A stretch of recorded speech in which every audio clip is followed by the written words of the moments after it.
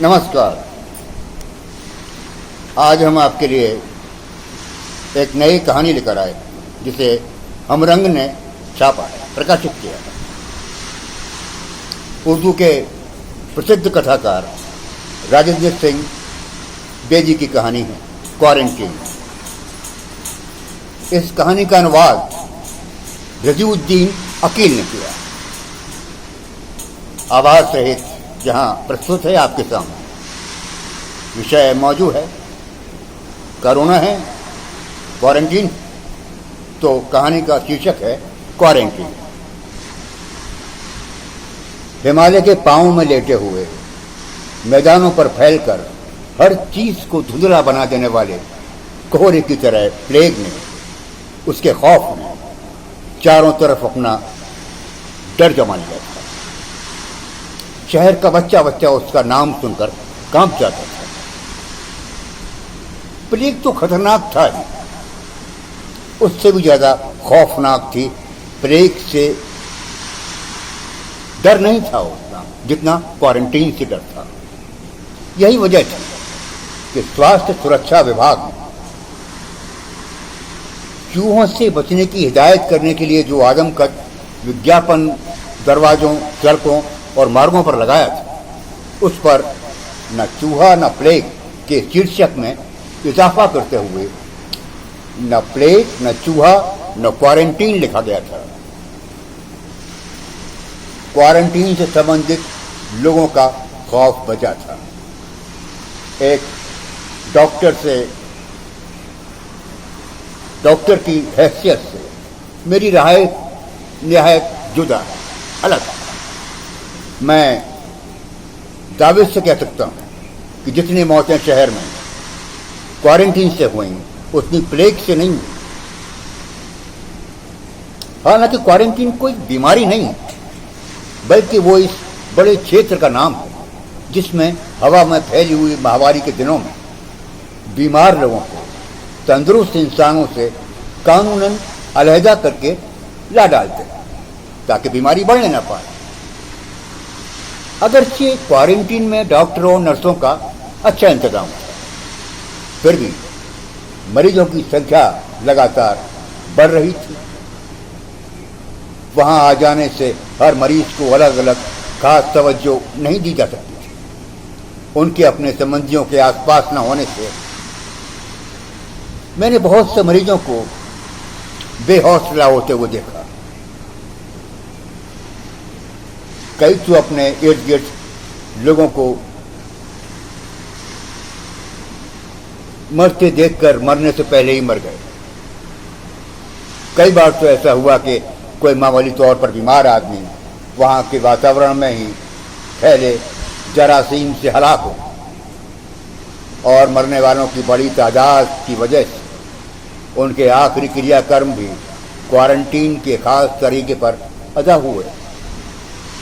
यानी सैकड़ों लाशों को मुर्दा कुत्तों की लाशों की तरह घसीट कर एक बड़े ढेर की सूरत में जमा किया जाता रहा, और बगैर किसी के धार्मिक रस्मों का आदर किए पेट्रोल डालकर जला दिया जाता है। शाम के वक्त उससे धधकते हुए आग के शोलों को देखकर दूसरे मरीज यही समझते कि तमाम दुनिया जल रही। क्वारंटीन इसलिए भी ज्यादा मौतों का कारण बनी कि बीमारी के आसार जाहिर होते ही बीमार के संबंधी उसे छुपाने लगते ताकि कहीं मरीज को जबरदस्ती क्वारंटीन में न ले जाया जाए, क्योंकि हर एक डॉक्टर को तंबीह की गई थी कि मरीज की खबर पाते ही फौरन सूचित करें। इसलिए लोग डॉक्टरों से इलाज भी न कराते और किसी घर के महामारी के चपेट में होने का सिर्फ उसी वक्त पता चलता जब दिल को दहला देने वाली आह और पुकार के बीच एक लाश उस घर से निकलती। उन दिनों क्वारंटीन में बतौर एक डॉक्टर के रूप में काम कर रहा था। प्लेग का खौफ मेरे दिल और दिमाग पर भी मुसल्लत था। शाम को घर आने पर मैं एक अर्सा तक कार्बोलिक साबुन से हाथ धोता रहता और जरासीम नाशक घोल से गरारे करता या पेट को जला देने वाली गर्म कॉफी या ब्रांडी पी लेता। अगरचे उससे मुझे नींद उड़ने और आंखों के चुंझाने की शिकायत पैदा हो गई। कई बार बीमारी के खौफ से मैंने मतली करने वाली दवाइयां खाकर अपनी तबीयत को साफ किया। जब निहायत गर्म कॉफी या ब्रांडी पीने से पेट में उबाल पैदा होता और भाप के गोले उठ उठकर दिमाग को जाते तो मैं अक्सर किसी होश छोड़े हुए शख्स की मानिंद तरह तरह के वहम का शिकार हो जाता। गले में जराज सी खराश महसूस होती तो मैं समझता कि प्लेग के निशानात जाहिर होने वाले। उफ, मैं भी इस जानलेवा बीमारी का शिकार हो जाऊंगा। प्लेग और फिर क्वारंटीन। उन्हीं दिनों नव ईसाई विलियम भागा हुआ झाड़ू वाला, जो मेरी गली में सफाई किया करता था, मेरे पास आया और बोला, बाबूजी गजब हो गया, आज एम्बू इसी मोहल्ले के करीब से 20 और एक बीमार ले गई। 21 एम्बुलेंस में? मैंने ताज्जुब के साथ पूछा। जी हाँ, पूरे 20 और एक क्वारंटीन ले जाएंगे। ओह, अब वो बेचारे कभी वापस नहीं आएंगे। पूछने पर मुझे पता चला कि भागव रात के 3 बजे उठता है, हाथ पांव शराब चला लेता है और हिदायत के मुताबिक कमेटी की गलियों में और नालियों में चूना बिखेरना शुरू कर देता है ताकि बीमारी फैलने न पाए। भागव ने मुझे बताया कि उसके 3 बजे उठने का यह भी मतलब है कि बाजार में पड़ी हुई लाशों को इकट्ठा करे और उस मोहल्ले में जहां वो काम करता है उन लोगों के छोटे मोटे कामकाज करे जो बीमारी के खौफ से बाहर नहीं निकलते। भागव तो बीमारी से जरा भी नहीं डरता था। उसका ख्याल था कि अगर मौत आई हो तो वो चाहे जहां भी चला जाए, बच नहीं सकता। उन्हीं दिनों जब कोई किसी के पास नहीं पटकता था, भागव सिर और मुंह पर मुंडासा बांधे बड़ी लगन से लोगों की खिदमत में जुटा हुआ था, ताकि उसका ज्ञान हालांकि बहुत सीमित था।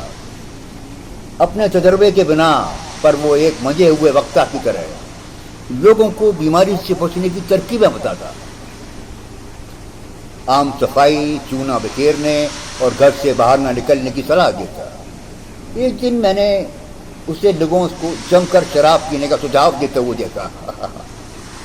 उस दिन जब वो मेरे पास आया तो मैंने पूछा, भागव तुम्हें प्लेग से डर नहीं लगता? नहीं बाबूजी, बेनाई बाल भी बीका नहीं होगा। आप इतने बड़े हकीम ठहरे, हजारों आपके हाथ से ठीक हुआ है, मगर जब मेरी आई होगी तो आपकी दवा दारू भी कुछ असर ना करेगी। हाँ बाबूजी, आप बुरा ना माने, मैं ठीक और साफ साफ बात कर रहा हूं। और बात का रुख बदलते हुए बोला, कुछ क्वारंटीन की कहिए बाबूजी, क्वारंटीन की यानी क्वारंटीन की। वहां क्वारंटीन में हजारों मरीज आ गए। हम जहां तक हो सके उनका इलाज करते, मगर कहां तक? और मेरे साथ काम करने वाले खुद भी ज्यादा देर उनके बीच रहने से घबराते, खौफ से उनके गले और लब सूखे रहते। फिर तुम्हारी तरह कोई मरीज के मुंह के साथ मुंह नहीं जोड़ लगाता, न कोई तुम्हारी तरह इतनी जान मारता है। भगवान तुम्हारा भला करे जो तुम मानव जाति की इस कदर खिदमत करते हो। भागव ने गर्दन झुका ली और गुंडासे से पल्लू को मुंह पर हटाकर शराब के असर से लाल चेहरे को दिखाते हुए बोला, बाबूजी मैं किस लायक हूं? मुझसे किसी का भला हो जाए, मेरा ही निकम्मा तन किसी के काम आ जाए, इससे ज्यादा खुशकिस्मती और क्या हो सकती है? बाबूजी, बड़े पादरी लावे जो हमारे मोहल्ले में अक्सर प्रचार के लिए आते हैं, कहते हैं ईश्वर यीशु मसीह यही सिखाता है, बीमार की मदद में अपनी जान तक लड़ा दो। मैं समझता हूं, मैंने भागवत की हिम्मत को सराहना चाहा, मगर भावनाओं से बोझिल होकर रुक गया। उसकी नेक आस्था और सार्थक जीवन को देखकर मेरे दिल में एक अलग तरह की ईर्ष्या पैदा हुई।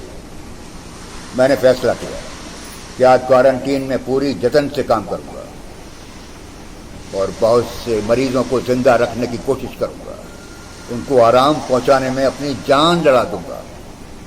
मगर कहने और करने में बहुत फर्क होता है।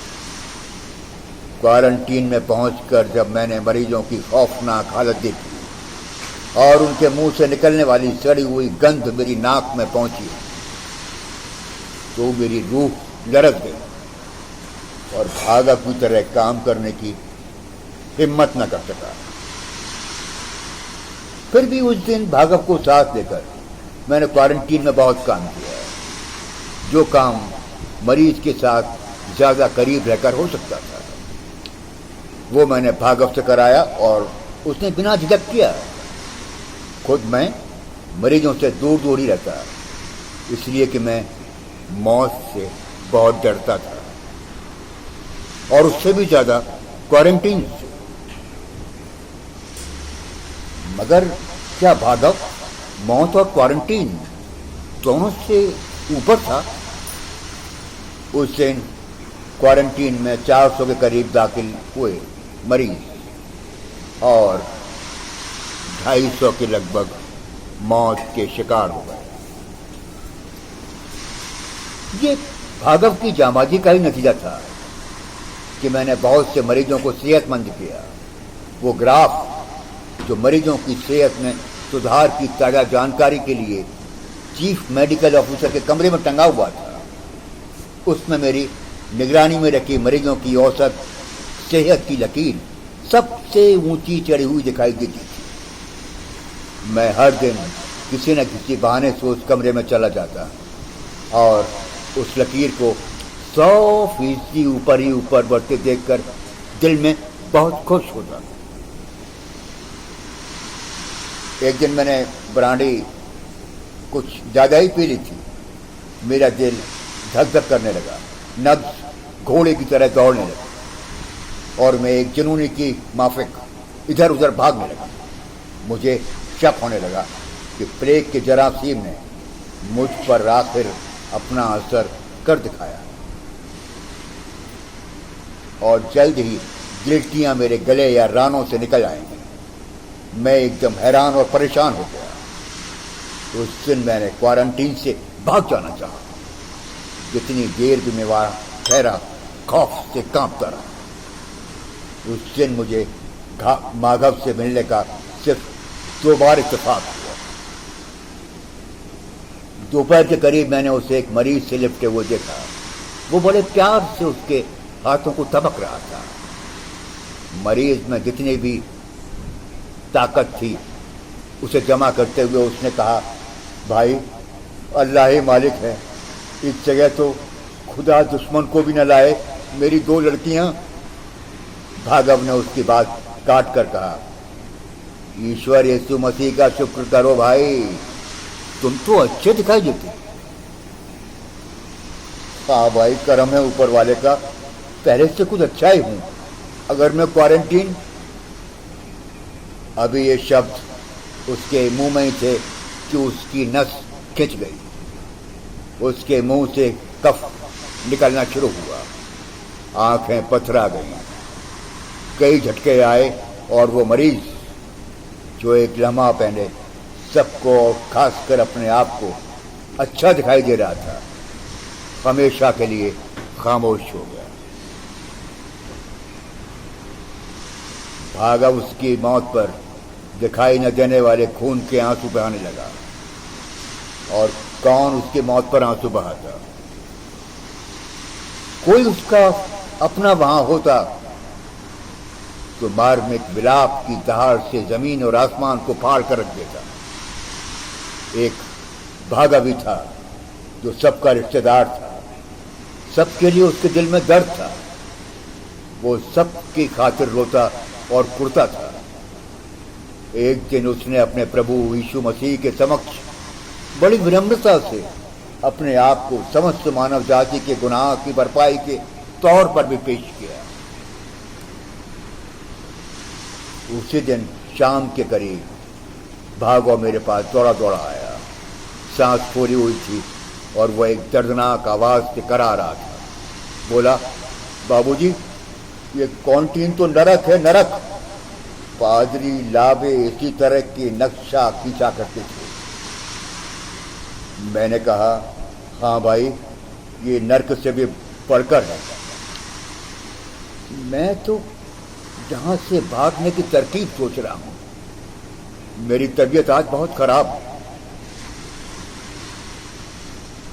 बाबूजी, इससे ज्यादा और क्या बात हो सकती है। आज एक मरीज जो बीमारी के डर से बेहोश हो गया था, उसे मुर्दा समझकर किसी ने लाशों के ढेर में डाला। जब पेट्रोल छिड़का गया और आग ने सबको अपनी लपेट में ले लिया, तो मैंने उसे शोलों में हाथ पांव मारते हुए देखा। मैंने कूदकर उसे उठा लिया। बाबूजी, वो बहुत बुरी तरह झुलस गया था। उसे बचाते हुए मेरा दायां बाजू बिल्कुल जल गया।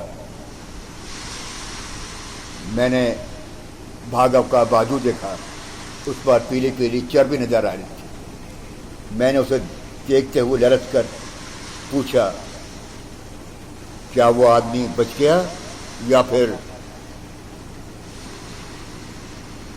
बाबूजी, वो कोई बहुत शरीफ आदमी था, जिसकी नेकी और शरीफी से दुनिया को कोई फायदा न उठा सके। इतने दर्द और तकलीफ की हालत में उसने अपना झुलसा हुआ चेहरा ऊपर उठाया और अपनी मरियल सी निगाह मेरी निगाह में डालते हुए उसने मेरा शुक्रिया अदा किया।